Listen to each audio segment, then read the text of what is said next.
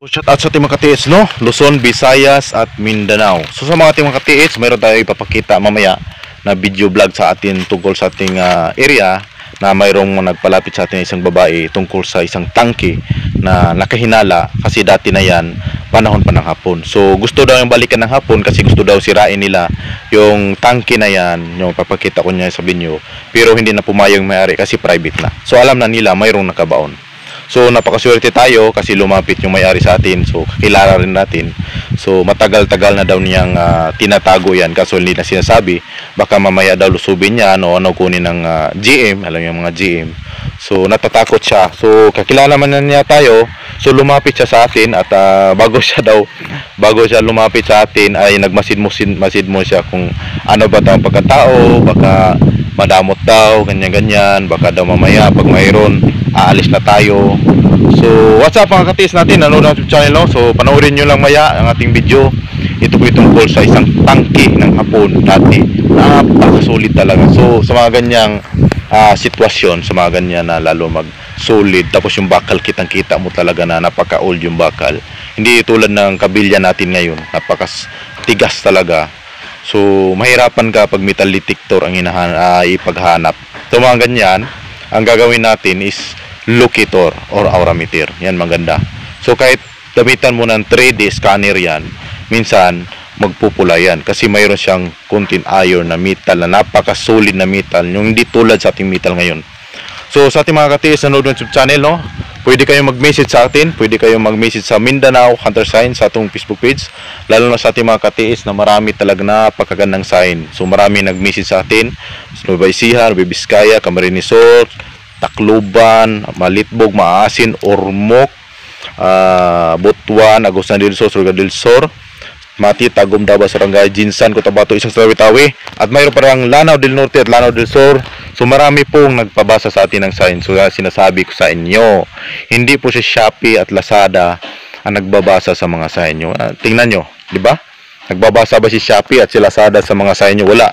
Kaya lagi kong payo ko sa inyo, kung ikaw gusto mo mabagong buhay, tuloy mo lang yan. Huwag ka makinig sa kapitbahay mo, kamag-anak mo, asawa mo, kasi sila yung mga hadlang sa buhay mo, kaya hindi ka umangat hanggang ngayon. Naging hirapan ka dahil hindi mo talaga pinaglaban yung talagang gusto mo para sa kinabukasan mo.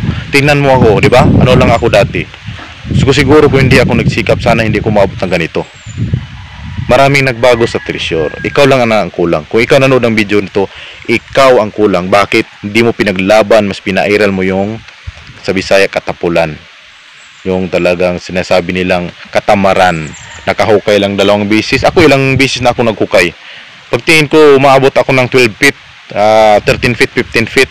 Pag di ko makuha yan, kahit may laman yan, iniwan ko yan. Bakit? Anong hinahanap ko? Giveaways lang.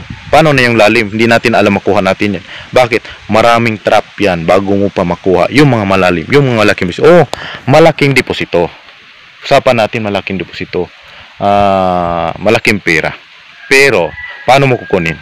Sure ka ba makukuha mo sa ganyang lalim, maabot na 70, 80 feet?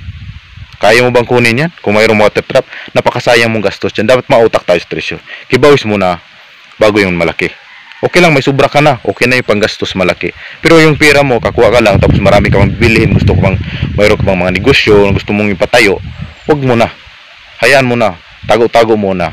Ipon muna. Kasi mahirap ang pera hanapin ngayon. Napakahirap. Kahit mayroon kang milyon, kaya nang ubusin sa isang buwan. Bili ka ng sasakyan. Magkano ang sasakyan ngayon? Innova. Magkano ang Innova ngayon? 900,000. Magkano lang sa'yo? 100,000. Kaya payo ko sa ating mga katiis, no? Giveaways muna. Huwag mo na yung puro gastos. Okay lang yung bumili ka ng gamit. Kasi yung mga pagagayit, pangalawang option yan. Maraming mga tao, treasure hunter, hindi naniwala ng gadget. Bakit? Mapagastos daw. Pero gumastos sila sa hukay na kahit walang laman. Naghukay. Ganitong panahon ng quality sa semento, medyo ang quality kayo sa karon. Bakal sa puno. Hindi naman mapupog. Ang ibala na niya.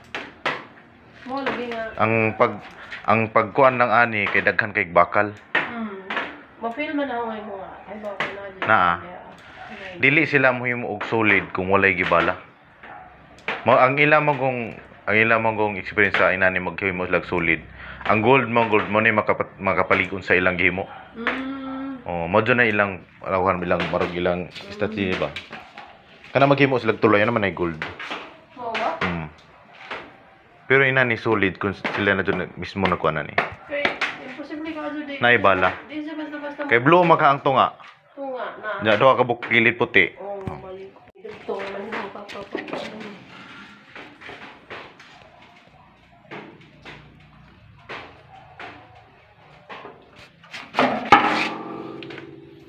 Kamo ni naglansa nga ni. Pagkatong lagay mo sa tangke mo diri sa taas. Kini ang nagpinis na ni da. Sila mismo. Sila hapon. Mm. Dito ko stangkis hapon ba. Sa tanaw.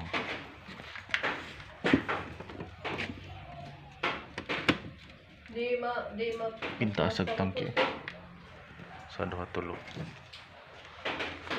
Mga 3 meter no. Apil pa ni. Wa na. Wala. Bago ni. Kanina makauban na na. Kisang gitaor man yung tangke. Oh, para sa amo, duha may ang barangay og Ditmatic.